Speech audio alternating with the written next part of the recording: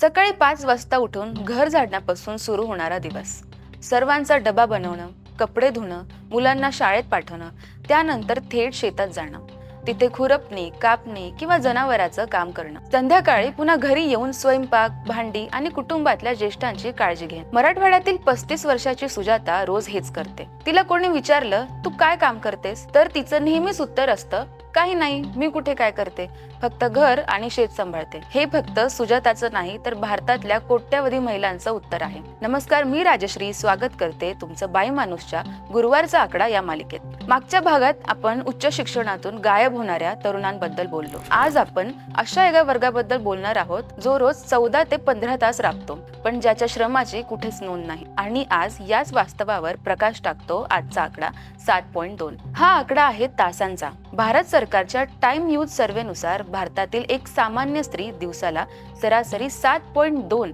अशी काम करते, ज्याचा तिला रुपयाही मोबदला मिळत नाही. यालाच अर्थशास्त्राच्या भाषेत अनपेड केअर वर्क म्हणतात. दुसरीकडे याच सर्वेक्षणातून दिसून आलंय की पुरुष याच घरगुती आणि काळजी घेण्याच्या कामासाठी दिवसाला सरासरी फक्त 45 मिनिटे ते 1 तास देतात. म्हणजे स्त्रिया पुरुषांच्या तुलनेत जवळपास 7 ते 8 पटीने जास्त वेळ घरगुती कामात देतात. पण गोष्ट फक्त घरापुरती मर्यादित नाही. जर आपण शेतीचा विचार केला तर आणखी एक धक्कादायक वास्तव समोर येतं. भारतीय शेतीतलं जवळपास 80% काम महिला करतात. पेरणी, खुरपणी, कापणी, बियाणं जतन करणं, जनावरांचं संगोपन हे सगळं महिलांच्या खांद्यावर असतं. पण जेव्हा त्यांना शेतकरी म्हणण्याची वेळ येते तेव्हा सरकारी दरबारी त्यांची नोंदच नसते.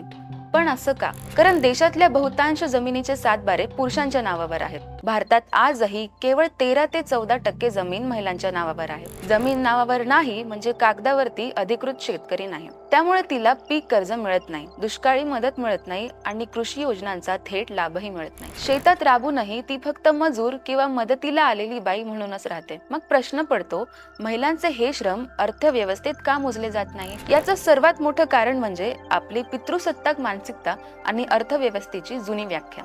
आपल्याकडे असं मानलं जातं की ज्या कामातून पैसे मिळतात तेच खरं काम. घर सांभाळणं, मुलांची काळजी घेणं, कुटुंबासाठी शेतात राबणं हे स्त्रियांचं कर्तव्य मानलं जातं.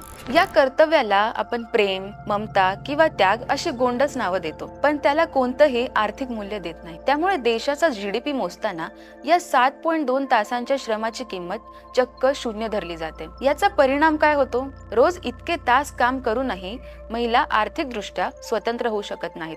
स्वतःचे पैसे नसल्यामुळे कुटुंबात त्यांना आर्थिक निर्णयांमध्ये समान वाटा मिळत नाही. त्यांच्या श्रमाची अधिकृत नोंदच नसल्यामुळे त्यांना पेन्शन, PF किंवा कोणतीही सामाजिक सुरक्षा मिळत नाही. रोज 12 ते 14 तास राबूनही त्या बेरोजगार किंवा नवऱ्यावर अवलंबून असलेल्या म्हणूनच मानल्या जातात. म्हणून आजचा आकडा फक्त 7.2 नाही, तो एक मोठ्या अदृश्य विषमतेचा पुरावा आहे. तो सांगतो की अर्ध्या लोकसंख्येचे श्रम गृहीत धरूनच आपली अर्थव्यवस्था उभी आहे. जोपर्यंत आपण महिलांच्या या न मोजल्या जाणाऱ्या कामाला मूल्य देत नाही तोपर्यंत खऱ्या अर्थाने समानतेच्या गप्पा मारणं व्यर्थ आहे. तुम्हाला काय वाटतं? घरकाम आणि शेतीत राबणाऱ्या महिलांच्या श्रमाचं आर्थिक मूल्य मोजलं गेलं पाहिजे का? की हे फक्त कुटुंबाप्रती असलेलं कर्तव्यच मानलं जावं? तुमचं मत कमेंटमध्ये नक्की सांगा आणि पुढच्या गुरुवारी पुन्हा भेटूया आणखी एका आकड्यासह आणि त्या मागच्या एका नवीन कहाणीसोबत.